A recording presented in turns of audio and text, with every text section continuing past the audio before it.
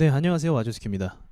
아마 전체적인 종목들의 흐름을 봤을 때 지금 수익 내는 분들보다는 아마 손실권에 머무는 분들이 굉장히 많을 거라고 생각을 합니다. 얼마 전까지 시장이 계속적인 상승을 주었기 때문에 누구나 다 사실 주식에 대한 원리나 뭐 지식이 없어도 누구나 다 수익을 낼 수 있는 시장이었다라고 한다면 지금은 이제 오름세와 내림세를 반복하고 있기 때문에 주도주를 잘못 잡았다가 템포로 놓치면 계속 물려만 있는 상황이 또 지금이거든요. 자, 그러면 이 주식 원칙에 있어서 네 가지의 어떤 살아남을 수 있는, 생존할 수 있는 네 가지의 원칙을 제가 가르쳐 드리도록 할게요. 이것을 매일매일 모니터 앞에 붙이시고 매수하실 때 보시는 게 굉장히 중요합니다. 이걸 못 지키는 사람들은 다 실패하고, 이걸 지키는 사람들이 그나마 살아남고 거기서 발전을 합니다. 자, 먼저 말씀드릴게요. 자, 이걸 지키고 있는지 자신에게 물어봐야 돼요. 항상 매수하기 전에. 첫 번째, 왜 오늘 사야 하는가? 왜 오늘 사야 되죠? 왜 이 종목을 내가 보고 있는 종목이 있어요. 근데 그 종목을 왜 오늘 사야 되는가? 여러 가지를 좀 의미를 가지고 있는 질문이죠. 자, 내가 이 종목을 예를 들어서 우리 기술이라는 주식을 내가 매수하려고 해서 여기서 내 매수를 하려고 한다. 그러면 내가 왜 이것을 오늘 사야 되는지에 대한 이유가 있어야 돼요. 내가 원하는 자리에 왔다. 주식은 수익 내는 것도 중요하지만 다 해보시면 아시겠지만 수익 내는 것 플러스 그리고 원칙대로 하는 게 제일 중요합니다. 그러니까 내가 원하는 자리인가. 저는 그걸 말씀드리고 싶은 거예요. 내가 원하는 자리여서 샀다라고 하면 당연히 매수를 해야죠. 무조건 샀다고 해서 다 수익 보고 100% 그런 보장으로 하는 것이 아니기 때문에 내가 지금 원하는 자리이기 때문에 매수를 합니다. 라고 하면 당연히 매수를 하는 겁니다.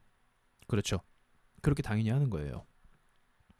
그런데 이제 많은 사람들의 경우 그냥 오늘 사고 싶어서 사는 경우가 있어요. 그냥 오늘. 예를 들면 오늘 내가 어떤 다른 종목을 매도를 했습니다. 매도를 하고 나왔어요. 이제 시장을 계속 보고 있으니까 매수를 하고 싶은 거예요. 그래서 나는 오늘 매수 계획이 사실은 없었고 보던 종목도 없었지만 내가 기존의 종목을 매도를 했기 때문에 이 흐름에 따라서 또 다른 종목에 편입할 생각을 한다는 거죠. 그러니까 마음이 앞서서 매수가 된다는 겁니다. 마음이 앞서서. 이걸 자신에게 물어봐야 돼요. 내가 정말 이 종목을 기다렸던 녀석인지 아니면 지금 당장 사고 싶어서 좋게 보이는 건지 그걸 구분하라는 겁니다. 그걸 구분을 하셔야 돼요. 나는 이 종목이 조금 더 밑으로 내리기를 기다리고 있어. 나는 이 종목이 좀 뭐 한 1,000원, 1,000원 정도까지 내려왔으면 좋겠어. 이 부근에 사겠어. 라는 이러한 계획을 미리 세워서 보합권일 때 올라가면 어쩔 수 없는 거고요. 올라가면 어쩔 수 없지만 난 내려오면 사겠어라고 해서 이 계획을 세워서 사는 것인지 아니면 지금 당장 야 이제 내가 뭐 매도했고 수익 봤으니까 다른 종목도 가볼까 라고 하면서 어슬렁거리다가 가벼운 마음으로 사는 것인지 그것을 구분하라는 겁니다. 그래서 왜 오늘 사야 되는지 그거를 한번 더 물어보세요. 자기 자신에게. 그리고 이게 원칙에 맞는 것인지를 봐야 됩니다. 자, 그리고 두 번째가 시장은 상관없는가. 시장에 대해서 뭐 100%다 분석을 할 수는 없죠. 그러나 지금 시장 분위기라는 건 있잖아요. 전체적으로 테마가 많이 올랐고 고평가됐고 과열됐고 또는 이제 주식이 점점 빠지고 있고 많은 사람들이 손실권에 있는 중이고 내 원칙이 상승장에 들어가는 게 원칙이든 하락장에 내가 베팅하는 게 원칙이든 어쨌든 간에 시장 영향을 모든 종목들은 대부분 받습니다. 90%의 종목들이. 그럼 이 시장과 상관없이 내가 매수할 수 있는 자리인가 아닌가를 보셔야 된다는 말이에요. 예를 들어서 이 보합권에 머무는 종목들 있잖아요. 거래가 죽고 보합권에 있는 종목들. 이러한 종목들은 시장 영향을 정말 많이 받습니다. 그런데 이 상승이 시작되고 나서 힘이 들어오고 거래가 터진 이 상황에서는 시장의 영향을 덜 받아요. 상대적으로 덜 받아요. 보합권에서는 시장의 영향을 90% 정도로 흡수를 한다고 한다면 이 상승권에서는 시장의 영향을 한 30% 정도 이 정도만 흡수를 합니다. 아주 영향이 없는 건 아니고요.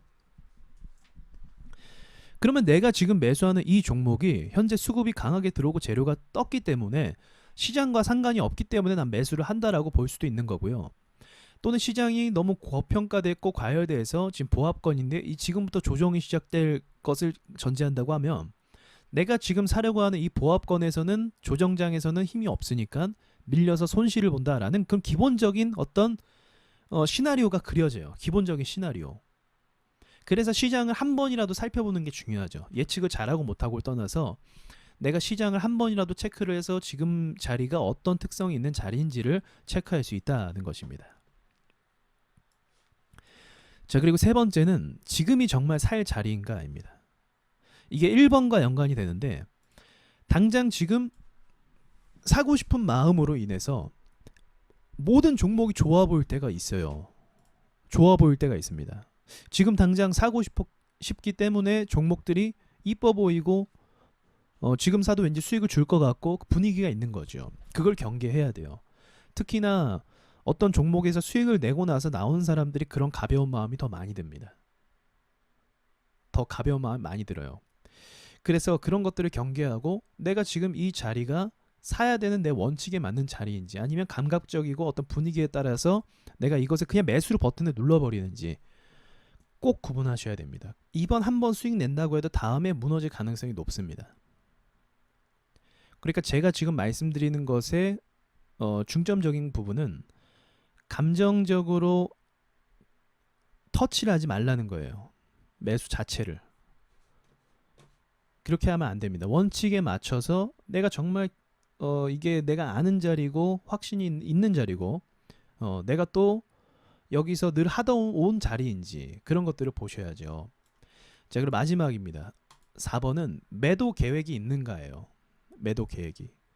자, 무작정 이런 경우도 있어요. 무작정 주식이 내려박는다고 해서 크게 빠졌네라고 해서 무작정 사는 경우가 있어요. 무작정. 그러면 사는 건 좋아요. 싸졌으니까 사는 건 좋은데 이게 올라올 때 어느 정도로 올라올지에 대한 가늠이 되냐라는 거죠. 일반적으로 이렇게 큰 폭으로 빠진 종목들은 올라오다가 이 저항을 맞아서 꼬리가 길게 달리고 무너지는 경우가 많이 있습니다. 그리고 한 번 더 파는 경우도 있고요.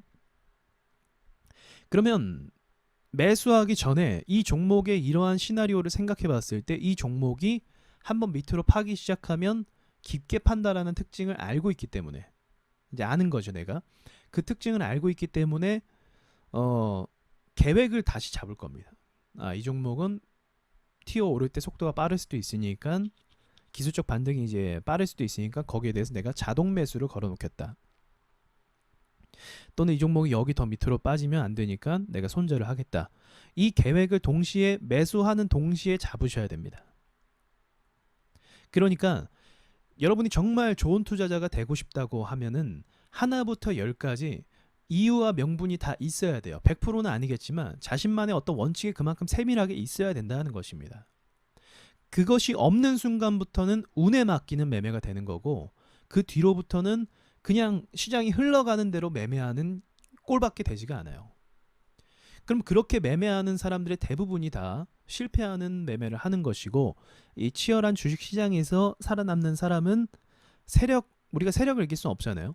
세력만큼만 그 뒷공무니를 최대한 쫓아가기 위해서는 투자에 있어서 쫓아가기 위해서는 그만큼 세밀한 계획을 여러분이 세우시는 게 무척 중요하다라고 말씀을 드리고 싶습니다. 그래서 이 원칙, 이 네 가지 원칙을 여러분께서 지금 다 만드셔야 돼요. 만드셔야 됩니다. 내가 이 기준에 맞게 매매를 하는 것인가? 이 계획을 갖고 있는 것인가? 이 원칙을 계속 지켜나갈 때 이유 없는 매매가 되지를 않습니다. 이유가 있는 매매와 내 노하우가 접목된 매매가 가능하게 돼요. 최대한 그 내동 매매를 좀 방지하고 막을 수 있는 매매가 된다는 말입니다. 여러분께서 이렇게 하셨으면 좋겠어요. 그래서 체계적으로 매매하셔서 시장의 변수가 있겠죠. 그리고 종목의 변수가 있고요. 그 모든 것에서 여러분께서 이렇게 방어를 하셨으면 좋겠습니다. 변수가 또 있을 수도 있으니까. 그래서 최대한 이런 게 경험이 또 바탕이 돼야 돼요. 그 종목의 특성, 그 종목이 어떤 공치를 갖고 있는지 이런 것도 매수한 순간부터 좀 꼼꼼하게 살펴볼 필요가 있다는 것입니다. 세력들은 이 주식 투자가 직업이고 걔네는 성공을 시키는 방법을 알고 있어요. 성공하는 방법도 알고 있고 걔네 직업입니다. 근데 대부분의 주식하는 사람들은 일반인이고 평범한 사람들이고 주식에 대한 지식이 그들보다 못해요. 이길 수가 없죠, 당연히. 돈 규모로도 이길 수 없고 지식적으로도 이길 수 없는데요. 그럼 그만큼 여러분이 준비되라는 말씀을 사실 드리고 싶은 겁니다. 자, 수고하셨고요. 이상 마치겠습니다.